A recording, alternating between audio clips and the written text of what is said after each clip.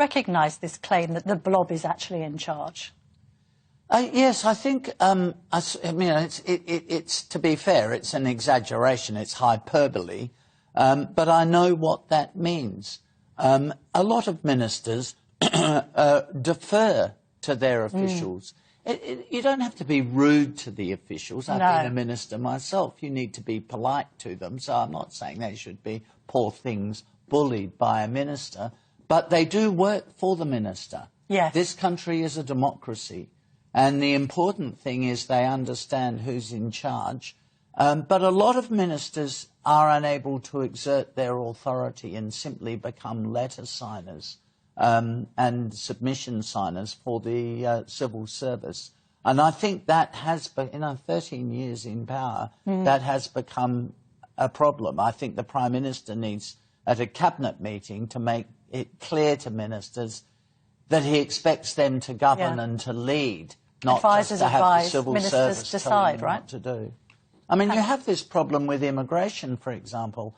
I mean, huge numbers of migrants coming into the country, which put services under enormous strain.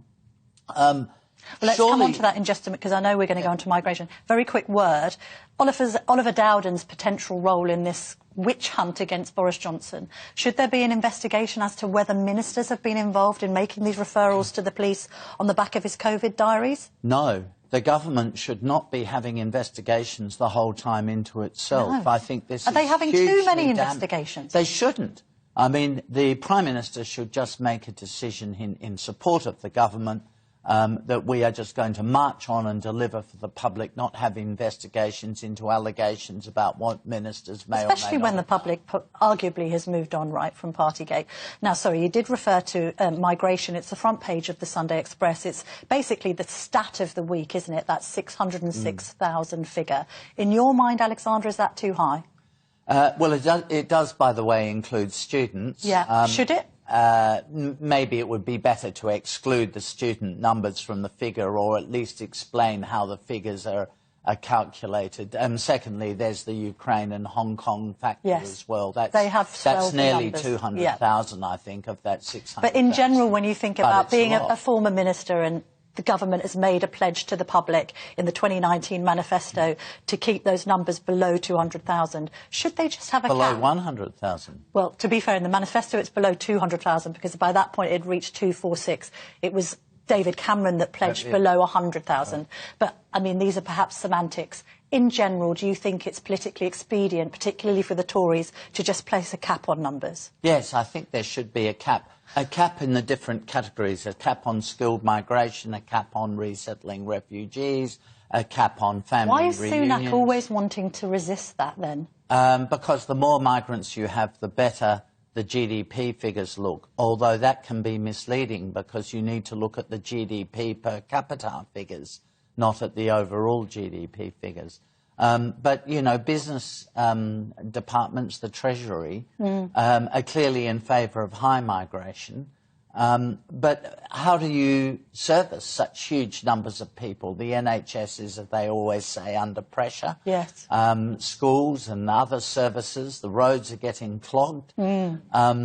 I mean, politically, they seem to have offset this and are saying in their own mind, as you say that they should go for growth. This is Jeremy Hunt's, you know, key plank of his economic policy, is as much migration as we can fit in. You achieve growth through improving productivity, not through bringing in cheap labour. Yeah. And talking about Labour, just to move to our final story, Alexandra, as time always races on this show, it's the Labour announcement of the day, Starmer to ban new drilling in the North Sea. That's on the front of the Sunday Times. Your reaction to that idea? Yes, this is straight out of the Australian Labor Party's playbook. Right. They will have advised this so you have green credentials.